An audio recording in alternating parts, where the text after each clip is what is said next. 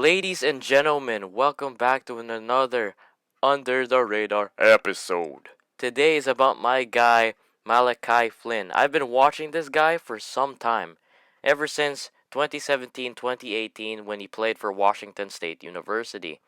Now, what makes this guy such a cool guy to cover is unlike everybody else that I feature on this channel who is highly recruited or they were mid recruited, but this guy, he just came out of nowhere. This is one of the people that I'm saying that out of nowhere, you know? This guy didn't have a lot of people contact him in terms of colleges. He had Pacific College and then he had Washington State University. And literally in ESPN has him unranked. Unranked. That's what NC or NR means, not ranked. And the fact that he got the Division 1 offer like Washington State University is just incredible. Now this guy averaged 27 points per game in high school. Yes, he's not being covered by overtime. He's not being covered by slam. I mean, this guy was generally underrated, and everybody around him could literally call him a walking bucket. Not only he could just glide to the rim, create plays for him and his teammates. This guy thrives on the pick and roll. This guy can pick and pop. He can shoot the three really well. His consistency is so crazy in terms of shooting. I mean, every time I know when I play 2K, or when I see a professional in front of me or when I watch a professional shoot, their legs not their legs is not just muscular, but they're squared to the basket. They're facing the basket. That's how you know that the shot is going in. And like the energy going into the shot will make it look amazing. And Malachi has that squared to the rim, like Klay Thompson, Steph Curry, and so much of the other people around the NBA who are just known for their 3 point consistent shooting. Now, this guy has a lot of upside, but not a lot of downsides either. Like, his downsides are his height. He's only 6'1". Guys, this guy's averaging 27 points a game at the height of 6'1". Same height as my boy Kyle Lowry, Mr. NBA All-Star in the NBA, who sadly I think if I could check, he's not in the All-Star team this year. I'm a little sad about that, but hey, shout out to everybody in the All-Star team, so cool. I'm happy for you, Zion. But outside that context, this guy, he didn't jump from college. It was just the pure feel of the team. Because Washington is more of a smart play European basketball.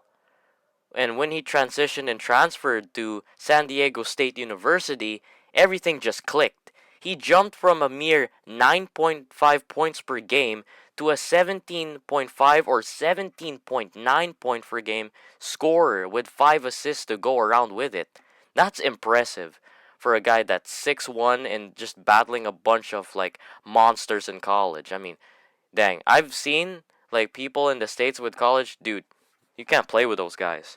I compare to people with college here in the Philippines. We're good, we're buff, but we're just a little shorter. But in the States, man, those guys are they're on something. I don't know, man. They're just on something.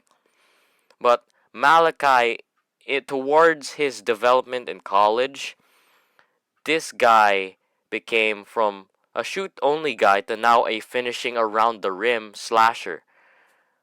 I mean, the fact that he's trying so hard is just amazing. These athletic layups, those pick and roll screens that he could take from his teammates for three, for hitting those 15-foot jumpers, and all the way to his creative finishes, like his floaters, his up and over layups that I could not even fathom how he would do that. I mean, geez, man. When he goes for an up and under layup, man, it hits the top of the board. Literally top of the board. I'm not joking. You just saw a replay that it literally hit the top of the board. He literally does what the coaches want him, which is use the bank. Use the bank. That's what the Filipino coaches here in the Philippines use the box or use the bank. That's what he would do. So Malachi became more stronger in the paint, but what I noticed that he needs major development in is his strength. Definitely. His strength in the paint needs a little work. But I know in the G League bubble and in NBA, he'll eventually grow into it. I mean, that's the best league in the world. I mean, you got 7-footers that are literally running like Galavantes or horses. You know what I mean on how fast. I mean, the fact that he has NBA range is already a big, big, big, big up for some of the people in the NBA. Now, this guy in the NBA, he was drafted in the second round. I mean, the second round is not really the time where you get much playing time, but the fact that the Raptors took a chance on him from where he went from college to the NBA, but he didn't go to the NBA directly. They tested him in the preseason. He scored 35 points, which is just amazing. And Coach Nick Nurse couldn't even tell how good he was in the training camp until he saw him in the training camp. According to Nick Nurse, he said this guy could really just shoot. He could finish around bigger defenders, just like how Van Vliet, Mr. 50 point, and Kyle Lowry. I know that the Raptors right now are very stacked in guards and very lengthy forwards, and they need that big guy to really replace the hole that Ibaka and Gasol left when they both went to Los Angeles. So they need to find that big guy soon enough. But they are more than fine in guards. And the fact that you have a guy like Malachi going off the bench is insane. And there's not a lot of people like Malachi. Yes, there's a lot of people that play similar to him, but not like him. He's basically a Kyle Korver that can handle the ball. I mean, I can compare that to his form and his consistency, but man, all he needs to do is to improve his interior defense. He's gotten the perimeter defense and on ball defense fine, but he needs the interior defense to really fly in the NBA. And look at him, man. In the bubble, he was just dominating. On his recent game, I think it was this week or last week for Filipino time. I'm confused at this point of all these Pacific Standard Time, PSAT. If you're from the Philippines, I mean, you'd get my struggle. But Malachi is actually the seventh best player, in my opinion, one of the best players in the bubble. Like, to me, seventh best player. And that's a pretty good list. I mean, everybody above him are like NBA vets or people who literally just go up and down the NBA like it was a bowling ball or like a bouncy ball. It's like, okay, I'm in the G League. Now I'm back in the NBA. Now I'm back in the G League. Those people. People like Jeremy Lin, Nico Mannion, and so much other people that are just knowing their roles now. Now in the Raptors 905 type of play, they are pretty stacked in terms of NBA experience. They have Henry Ellenson, a big guy who could really just score and shoot off the dribble and could really teach Malachi a couple things on how he journeyed around the NBA. Then you have Alize Johnson, a interior monster who literally bought his mom a house. So credits to him, man. He's a mama's boy, but I credit to him that the fact that on his first contract he bought his mom a house. Good for Alize. Shout out to Alize. You also have Gary Payton II. That is right. Gary Payton II is like, Ari, why are you mentioning Gary Payton II?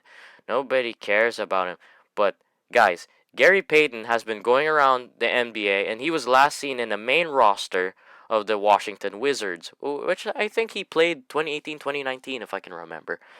And then, last but not the least, a guy who is literally a laughing stock in the NBA, and including Game of Zones, Nick Stauskas, who's literally bouncing between Europe and then the NBA, and then now back in the G League.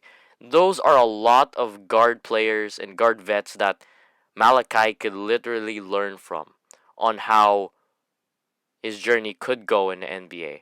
I mean, he had a crazy story already. He had this. You guys have heard that Malachi played 2 games in the same day. Now, okay, I've played 2 games in the same day, but not fly from one place to another for a game. And apparently, I think in February 26th or February 16 of this year or this month, this guy played both a G League game and an NBA game. Now, what happened was, I'll show you the clip in a little bit. Malachi won the game. Everyone was happy. Yo, 905 won. Let's go. And then apparently, the Raptors 905 GM literally told Malachi as if no, when they were going home in the bus in the G League bubble that they need a guard in the main roster of Toronto in their game against Milwaukee since Kyle Lowry went down with an injury. So Malachi was like, "All right, let's do this." And he ran in there. I mean, dude, you can't teach how committed this guy is. I mean, not a lot of people would say yes to something to fly from the bubble all the way to Milwaukee. I mean, that's just something else, guys. That's just something else. I'll show you the clip right now. This whirlwind of a day like for you? It was crazy. I woke up just ready to play in the G League game at 11 o'clock. We got the win, and then as soon as we got on the bus, Chad, the GM of the Raptors 905, let me know that Kyle was injured, and I was gonna go straight to Minnesota and meet the team. And then like 10 minutes later, he just asked, he's like, "Do you want to just go straight to Milwaukee?" So and I said yes, of course. I mean, guys, that's just different. You just flew from Orlando to Milwaukee in one day. You played 2 games, and that's why the Raptors just rewarded him by recalling him back to the main roster. Now, it doesn't mean that he's going to stay there all the time. They could place him back down in the G League for the playoffs, or he could place him up right now. I mean, that's the thing about being recalled. It's not necessarily you staying there. I mean, that means, okay, you can come back for now. That's a for now. Always highlight for now. That's the thing about the G League. But I believe, this is what I think. The Kyle Lowry trade could possibly happen. I mean, I honestly don't want to trade Kyle Lowry. I don't know why people want to. I guess that's one of the last assets with Toronto, or what they have over there, along with OG Anunoby and Siakam. And I think building around the team with Siakam would be great. And maybe if they could develop Malachi off the bench would be amazing. Because allocating or trying to find minutes, most especially for Malachi, even though he plays the same exact position and has same role as Fred VanVleet over there. So I'm thinking that, okay, maybe they could fit him in, but it'll be a little bit of a hard time. So if you ladies and gentlemen enjoyed today's video, hit that subscribe button and hit that like button, and I will see you next week. Bye bye.